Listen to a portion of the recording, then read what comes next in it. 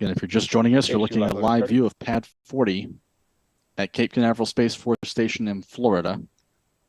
A Falcon 9 rocket is now 16 minutes from liftoff. This will be SpaceX's second mission of the year. Will also be the 16th launch overall for OneWeb, and the second of those to be on a SpaceX Falcon 9 rocket following SpaceX's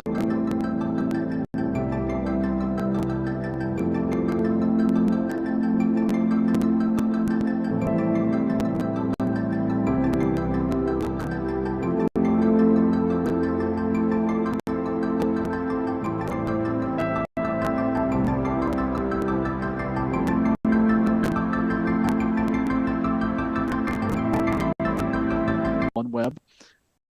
After the Russian invasion of Ukraine, those included a divestiture of the UK government's stake in OneWeb. That demand, of course, was refused, and Russia refused to launch additional OneWeb missions. In fact, they have commandeered 30-plus OneWeb satellites that were already at the Baikonur Cosmodrome in Kazakhstan ready for a launch last March. Those satellites remain in Baikonur under the custody of the Russian Space Agency. And that left OneWeb looking for other rides for their remaining satellites. And they signed a contract within weeks with SpaceX, as well as a contract with New Space India Limited for a number of launches on Falcon 9 rockets and on 2 Indian GSLV rockets to complete the deployment of the OneWeb constellation. You're now seeing the second of 4 SpaceX launches that OneWeb has under contract on the pad tonight at Cape Canaveral, 14 minutes from off.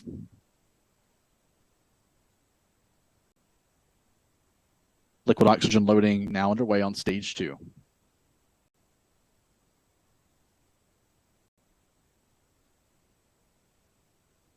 This mission will be targeting a polar orbit at an inclination of 87 degrees to the equator. And to reach that orbit, the Falcon 9 rocket needs to fly south from Cape Canaveral Space Force Station. We've labeled the track of the Falcon 9 rocket here. This red line here shows the approximate path that the Falcon 9 rocket will take after liftoff from Pad 40. It'll initially fly southeast out over the Atlantic Ocean, then perform what's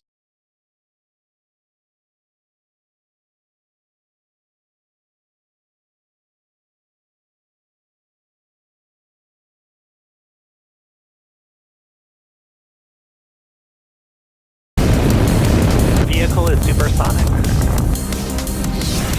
Stage separation confirmed. Dragon, separation confirmed.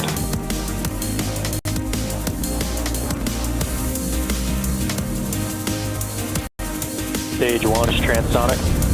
Landing legs have deployed. And Falcon 9 has landed.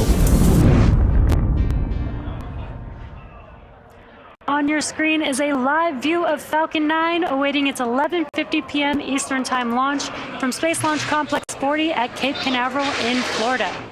Now tonight's launch is for our customer, OneWeb, a connectivity wholesaler that delivers high-speed, low-latency connectivity solutions to telecommunications companies, internet service providers, local governments, businesses, and communities everywhere. Hello, everyone. My name is Jesse Anderson. I'm a production engineering manager here at SpaceX, and I'll be your host for the OneWeb Launch 16 mission, which marks our 201st overall mission to date. As the mission name suggests, this is OneWeb's 16th overall launch and second with SpaceX. Similar to our previous launch with OneWeb last month, tonight's launch will also send 40 OneWeb satellites into low Earth orbit, bringing their LEO constellation to over 80% completion with 542 satellites in space. Now tonight we will deploy OneWeb satellites in 3 different deployment sequences. And as a note, part of the second and potentially the third deployment sequence will begin during a blackout period. Now, if we're able to regain connection with the second stage earlier than that, then we'll be sure to provide live coverage, so stay tuned. Now, if you're interested in reviewing the full deployment schedule, check out SpaceX.com. Now, at T-minus 11 minutes and 45 seconds, the weather, range, and vehicle are all go for launch. If for some reason we do not launch today, we do have a backup opportunity on Tuesday, January 10th at 11:45 p.m. Eastern Time. Now with that, let's learn a little bit more about OneWeb and today's mission.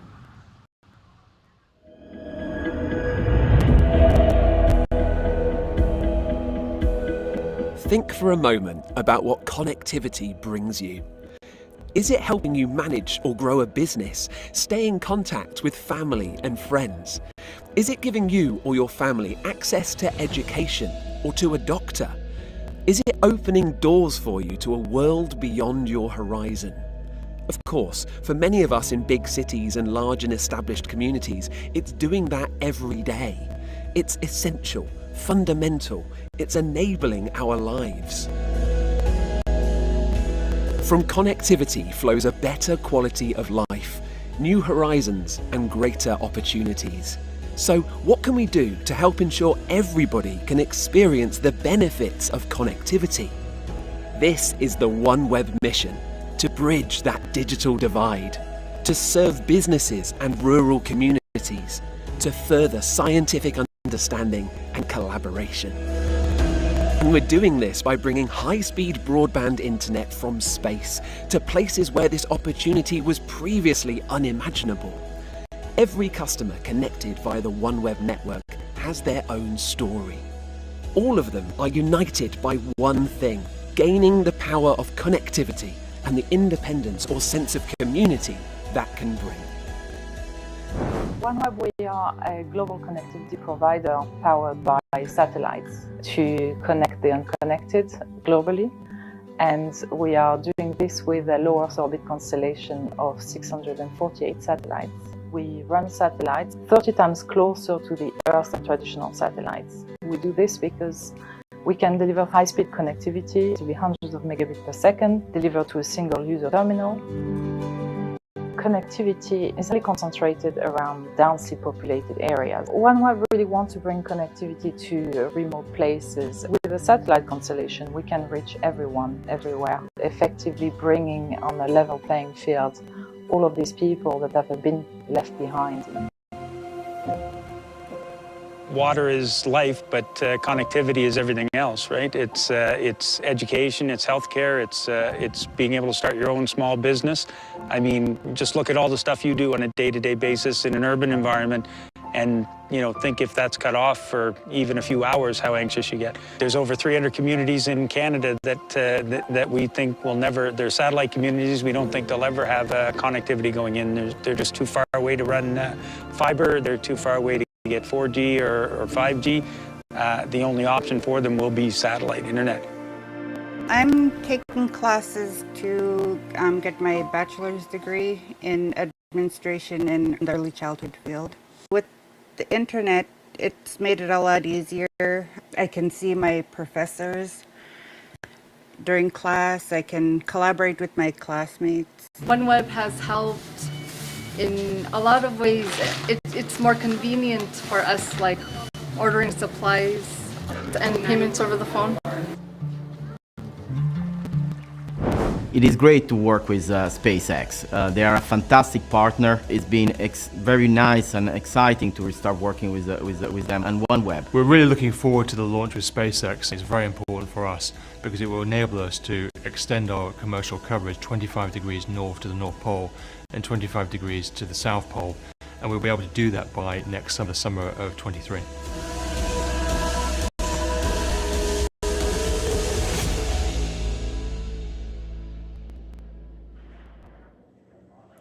With liftoff just 7.5 minutes from now, let's get to know a little bit more about the rocket that you're looking at there on your screen. Falcon 9 is our two-stage rocket, which stands 230 feet or 70 meters tall. Now that's roughly 20 meters taller than the Arc de Triomphe in Paris, France, which is 49 meters tall. Now when it's fully fueled, it'll hold just over 1 million pounds of propellant that the vehicle will burn through in less than 3 minutes after liftoff. And we begin loading those propellants on both stages of the vehicle at T-minus 35 minutes. Now starting from the top of the vehicle, our payload today is safely enclosed inside of the 17-foot diameter payload fairing, which is the structure at the very top of the rocket. This protects the satellites from aerodynamic heating loads. On internal power. aerodynamic heating, loads, and contamination during ascent. Now, once we reach the vacuum of space, we will jettison the fairing halves while the second stage continues to orbit. Now, below the payload fairing, we have the second stage that will take the OneWeb Launch 16 mission payload to a low Earth orbit. The satellites on board the second stage today are produced by OneWeb Satellites, a joint venture between OneWeb and Airbus located on Merritt Island, Florida. Second stage will ignite its single Merlin vacuum, or what we call the MVAC engine, about 2.5 minutes into flight, and then relight for a second time before we deploy the 40 satellites. Now, below the second stage, we have the inner stage, which is part of the first stage. As you can see on your screen, the carbon fiber inner stage is a distinct black color, and that's because it's unpainted TPS, or thermal protection system. Now, this protects the composite material that the inner stage is made of. At the bottom of the first stage, there are 9 Merlin engines that will get Falcon 9 off of the ground and up into the thinner parts of the Earth's atmosphere. And shortly after liftoff, the first and second stages will separate from one another.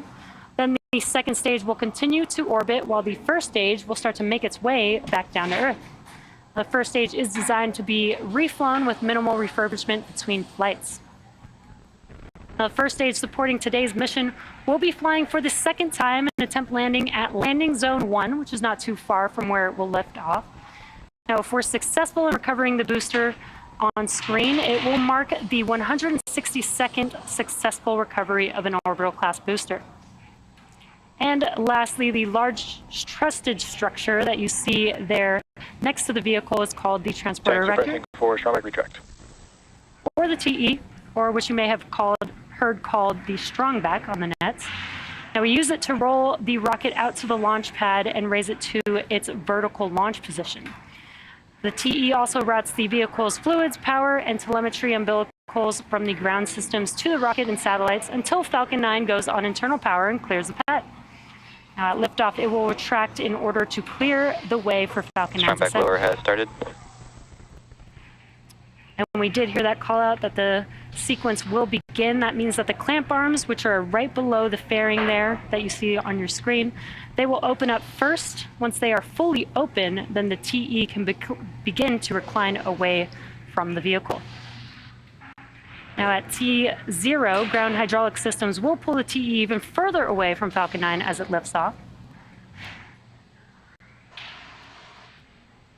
And on your screen, it looks like the clamp arms are now just about fully open. This means that the TE will begin to retract away from the vehicle. Now, the first stage is connected to a launch mount at the base of the TE, but the structure is hinged and will retract away from the vehicle in preparation for launch.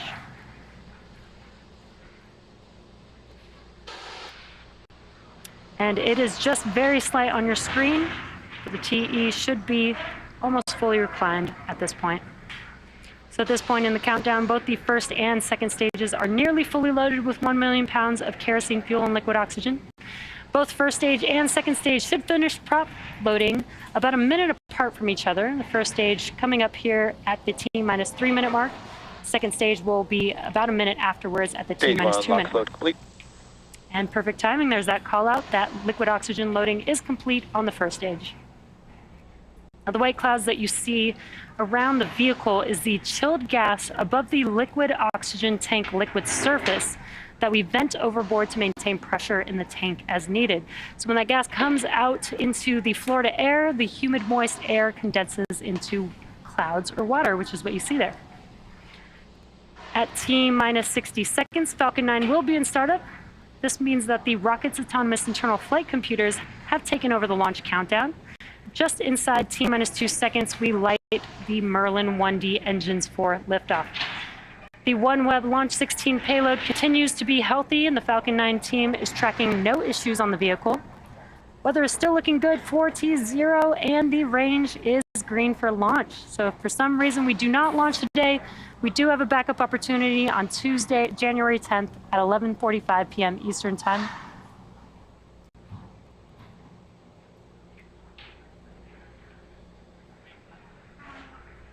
Now just waiting for the call out for propellant loading on stage 2.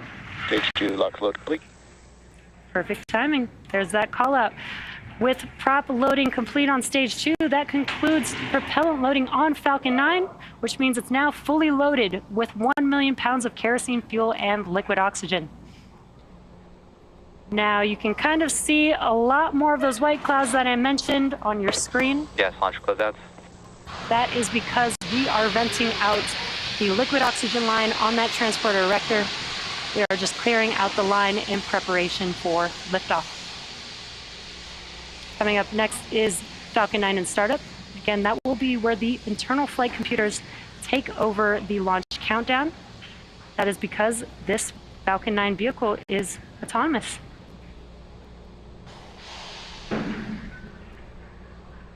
Falcon 9 is in startup. And great news, Falcon 9 is now in startup. We are now just waiting for the launch director's final call. SpaceX launch director, go for launch. And excellent news, all systems are go for launch of Falcon 9 with the OneWeb Launch 16 mission payload.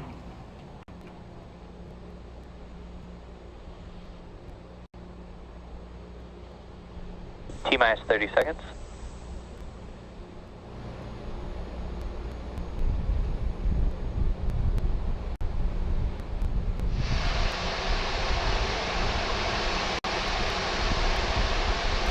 Seconds. T-minus 10, 9, 8, 7, 6, 5, 4, 3, 2, 1. Engines full power. And liftoff of Falcon 9. Go Falcon, go OneWeb 2. Pitching downrange.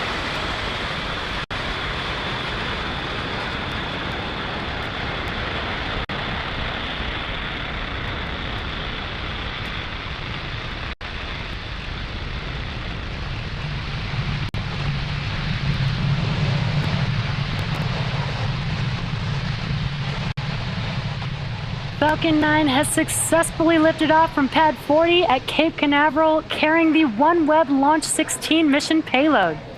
Now, during ascent, we tilt the engines, which is what we call gimbaling. That power and telemetry. That turns the rocket horizontally, which is what we call a gravity turn. And we're still going up, but we are now also heading horizontally away from the launch pad. Vehicle supersonic. Moments ago, we did throttle down the engines on the first stage in preparation for Max Q, which is coming up here in a few seconds.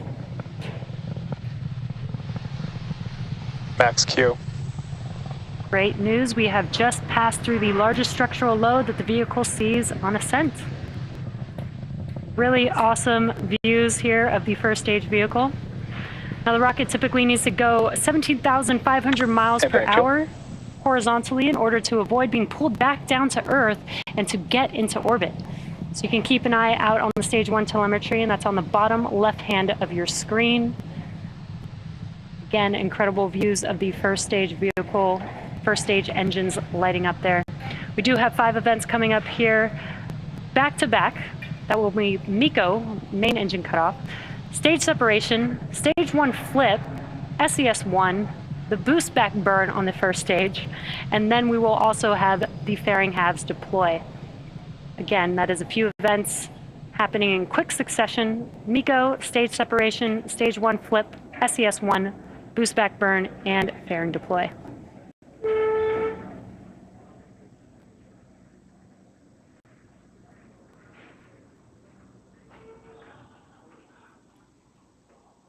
And MECO. Stage separation confirmed.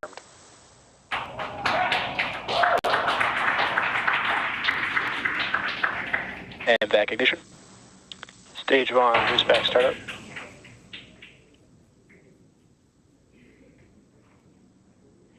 There, we have just seen all of those events, really cool views. We had MECO, stage separation, stage 1 flip, which you can kind of see in the background of the second stage vehicle's view. Awesome view here of the first stage in its boost back burn right now. We also had second stage engine startup 1, which is that MVAC engine lighting up on the right-hand screen. Now next up will be the conclusion of the first stage boost back burn. And then shortly after, followed by the fairing deploy.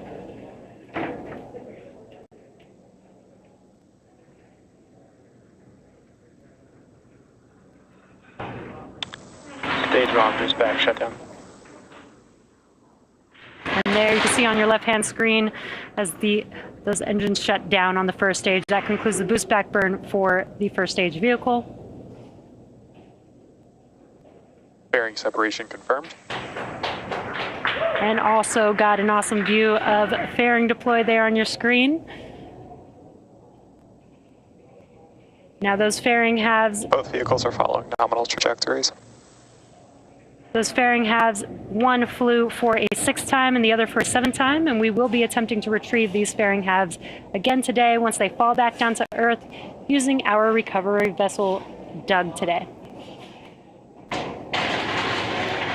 Now we are T plus 4 minutes and about 15 seconds into today's mission, and we are in the first of 2 planned MVAC burns before satellite deployment. Now on your screen on the left-hand side is a view from the first stage. It is a little bit dark there, but when we do come up on the entry burn, which is at T plus 6 minutes and 20 seconds, you should see those 3 engines reignite on your screen. And that entry burn is where we reignite these 3 engines, and that helps slow the vehicle down as it passes back into the Earth's atmosphere. Now we need to slow the vehicle down to reduce re-entry forces, which helps us recover and reuse the first stage vehicle. Now during the entry burn, Falcon 9 is decelerating by firing its Merlin engines. We're also still moving rapidly, so this causes the vehicle to fly through its Merlin exhaust gases, which is also what we refer to as the rocket's plume. And this deposits a layer of soot on the vehicle surface. Now that soot comes from the carbon-based fuel that Falcon 9 uses. And we are just about 30 seconds away from that entry burn beginning on the first stage. And your right-hand screen is a view from the second stage, looking at that MVAC engine glowing very bright there. Now, stage 1 is making its way back to land, and you can see Cape Canaveral there in the background of your left-hand screen just a little bit. It will perform 3 burns for landing. It already completed the boost back burn, now coming up on the entry burn, followed by the landing burn.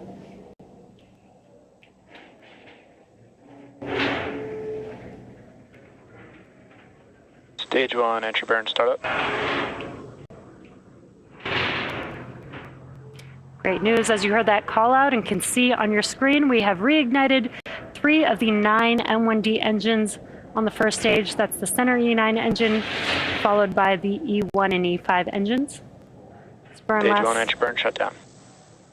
Stage 1, FTS is saved. It's less than a 20-second burn, and as you can see, the engines have shut down. That concludes the entry burn for the first stage Both vehicle. vehicles continue to follow nominal trajectories.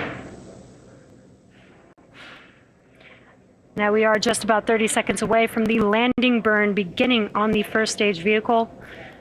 It is just the E9 engine that will ignite for landing, and the M1D engines have about 190,000 pounds of thrust, so 1 engine reigniting is just enough to help slow the vehicle down in time to touch down for landing.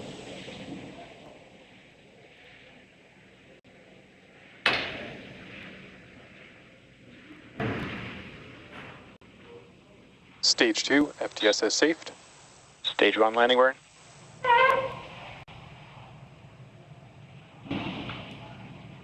There you can see the landing burn has begun on Falcon 9. Let's watch as the first stage touches down on landing zone 1.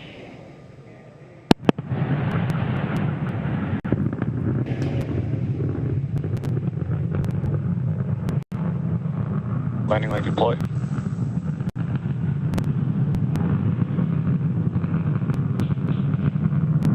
Stage 1, landing confirmed.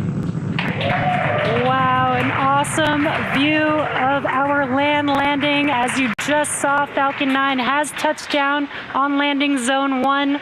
That marks SpaceX's 162nd recovery of an orbital class rocket. Stage 2 is in terminal guidance. And that includes first stage landings for both Falcon 9 and Falcon Heavy. Now coming up shortly here, we will have SECO 1, that is second stage engine cutoff 1. That is where we will shut down this MVAC engine and allow the vehicle to coast with the payload before its second burn, and that's coming up here in just a few seconds.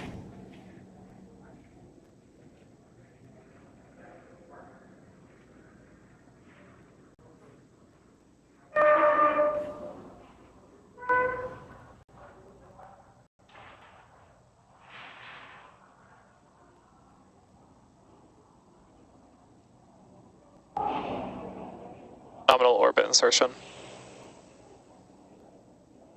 And great news, we have had SECO 1 as well as that call out confirming a good orbit. Now the mission isn't over just yet. The second stage is now embarking on its first coast phase. After the coast phase, we will light that MVAC engine for a second time around T plus 55 minutes. We'll see you back here in about 45 minutes, and in the meantime, enjoy the space tunes.